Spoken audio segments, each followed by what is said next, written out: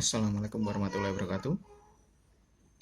Semoga saat ini kita berada dalam kondisi yang sehat walafiat tanpa kekurangan apapun dan dalam lindungan Allah Subhanahu wa taala.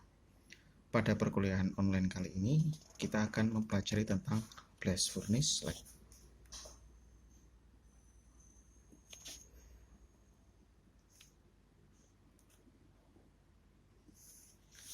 Apakah itu slag?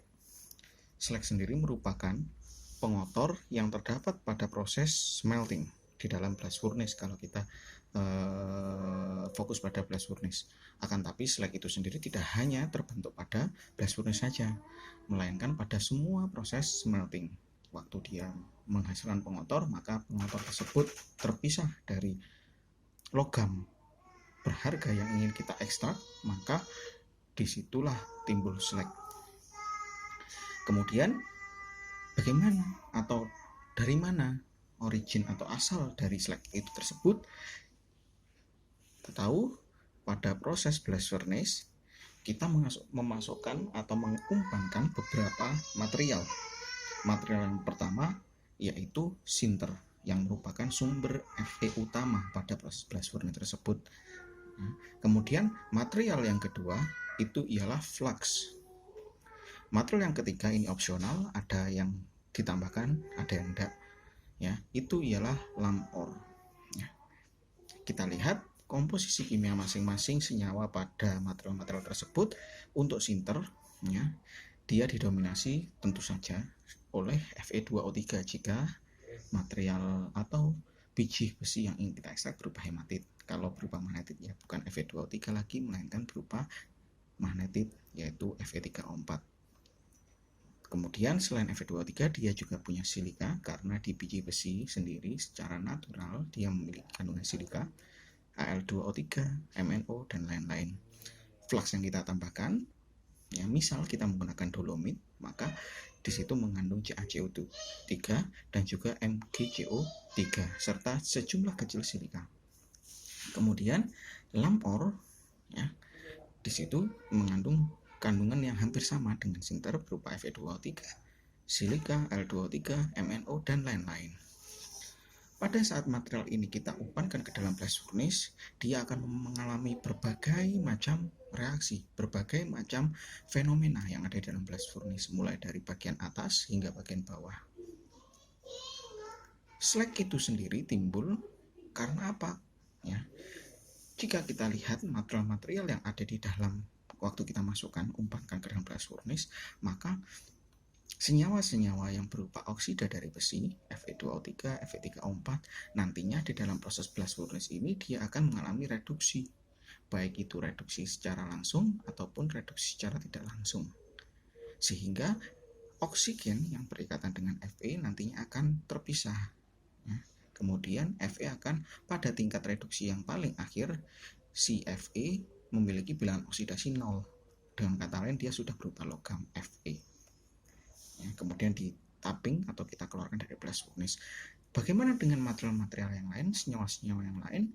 Senyawa-senyawa yang lain ini ada yang tereduksi sebagian, ada yang tidak tereduksi sama sekali, tergantung afinitas oksigennya terhadap kalau kita afinitas oksigen terhadap reduktor atau agen reduksi yang ada di dalam blast furnace. Seperti silika, dia ini tereduksi sebagian, Al2O3 tidak tereduksi, MnO tereduksi sebagian. Ya. Kemudian di dalam blast furnace ini material-material selain Fe itu senyawa-senyawa disebut sebagai senyawa-senyawa geng mineral. SiO2, Al2O3, MnO dan lain sebagainya, CaO, MgCO3 itu akan disebut sebagai geng mineral. Geng mineral tadi pada akhirnya dalam blast furnace di cohesive zone, ya, di cohesive zone dia akan mengalami pembentukan slag yang pertama. Ya, dia akan membentuk slag dengan mengikat FeO, karena di bagian cohesive zone ini masih banyak Fe yang belum tereduksi sampai membentuk logamnya, melainkan masih berupa FeO-nya. Dia akan mengalami fluxing FeO dengan SiO2, FeO dengan L2O3 dan lain sebagainya. Kemudian di bagian bawah dia sudah mengalami softening, kemudian akhirnya cair, dan dia akhirnya akan tertampung di daerah hard di dalam blast furnace. Di daerah hard di dalam blast furnace ini, semua slag atau senyawa-senyawa geng mineral dia akan terpisah berdasarkan perbedaan berat jenis dari hot metal atau pig iron cairnya. Slag cair dia akan mengandung SiO2, Al2O3, CaO, MgO dan lain sebagainya. Sedangkan yang pig iron cair dia akan mengandung Fe, karbon, silikon, mangan, sulfur, fosfor dan konstituen lain yang jumlahnya kecil. Saat terjadi pemisahan tersebut terbentuklah slag yang pada tahap terakhir ya.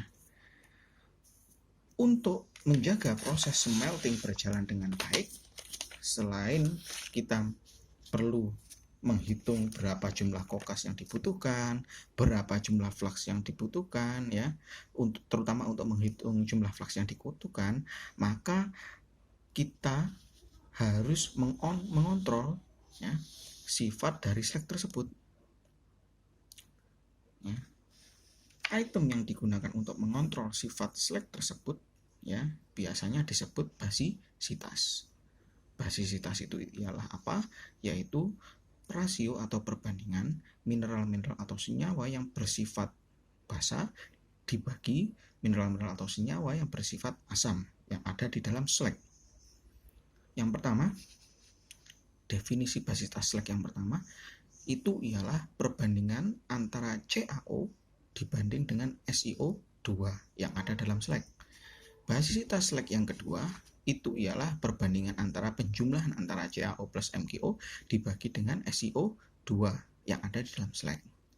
Basisitas yang ketiga itu ialah perbandingan antara jumlah CaO plus MgO dibagi dengan jumlah dari SiO2 dengan L2O3 yang ada di dalam slag. Senyawa yang bersifat basa itu apa saja? Yaitu yang paling banyak yang ada dalam proses blast furnace pembuatan besi yaitu CaO dan juga MgO. Sedangkan senyawa-senyawa yang bersifat asam yang paling banyak yang ada dalam proses pembuatan besi itu ialah SiO2 dan L2O3. Ya. Dengan kita mengontrol basisitas dari slag, maka kita bisa mengontrol apa saja. Yang pertama kita bisa mengontrol temperatur leleh dari slagnya. Yang kedua kita bisa mengontrol viskositas dari slagnya. Yang ketiga kita juga bisa mengontrol densitas dari slagnya. Saat kita mengontrol ketiga properties slag ini, maka kita dapat mengontrol juga proses pemisahan pig iron cair dari slag cair pada bagian hard blast furnace. Semakin rendah temperatur melting, semakin mudah pemisahan yang terjadi. Semakin rendah viskositas, semakin mudah pemisahan yang terjadi. Semakin rendah densitas dari slag, maka semakin mudah pemisahan pig iron dari slag yang terjadi. Seperti itu.